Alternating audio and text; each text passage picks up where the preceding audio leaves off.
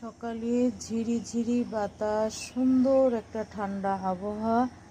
কত না সুন্দর আল্লাহর দুনিয়াতে, কত না সৃষ্টির, কত না সুন্দর পশু পাখি, কত না সুন্দর জীব জানোয়ার, কত না সুন্দর এই পৃথিবী।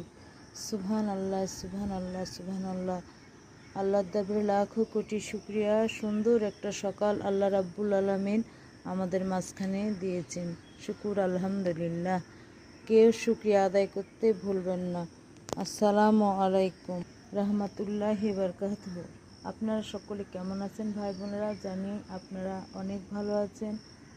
আল্লাহর রহমতে আমিও ভালো আছি। কিন্তু দেখেন, যত দিন যাচ্ছে, যাই হোক, শুকুর আলহামদুলিল্লাহ, আল্লাহ রাব্বুল আলামিন আমাদেরকে রেখেছে ভালো, শুকুর আলহামদুলিল্লাহ। কিন্তু এই যে দেশে যেগুলো ঘটছে, এগুলো কিন্তু আসলেই কেমন যেন ঘটছে। দেখেন, আমরা আসলে শান্তির একটু দেশ চেয়েছিলাম, তাই না?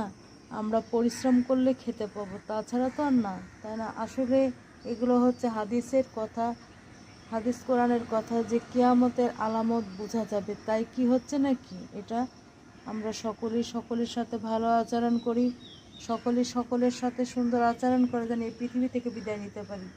ঠিক আছে? আমাদেরকে সব থেকে মনে করতে হবে যে মানুষ হচ্ছে আল্লাহর শ্রেষ্ঠ জীব। আল্লাহ পৃথিবীতে মানুষকে সব থেকে মান আর হুঁশ দিয়ে এই দুনিয়াতে পাঠিয়েছে। তো আমরা তাদের সাথে আচরণ করব, আমরা না মানুষ, আমাদের সুন্দর ব্যবহার করে যেতে হবে। মানুষের প্রতি যদি মানুষের মহব্বত কমে যায়, তাহলে তো এটা হলো না ভাই বোনেরা, তাহলে তো একদম কিয়ামত অতি নিকটেই চলে এসছে।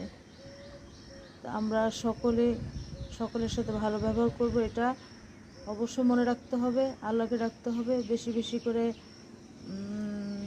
ইস্তেগফার পাঠ করতে হবে। তাহলে কিন্তু আমাদের সব কিছু থেকে আমাদের উদ্ধার পাওয়া সম্ভব, আর না হলে কিন্তু না। তো যাই হোক, সকালের ভিডিও কষ্ট করে দেখে নেবেন। তো সকলে ভালো থাকবেন, এই বলে এখানে রাখবো। ভুল ত্রুটি হলে ক্ষমা দৃষ্টিতে দেখবেন। আসসালামু আলাইকুম সকলকে। আল্লাহ হাফেজ।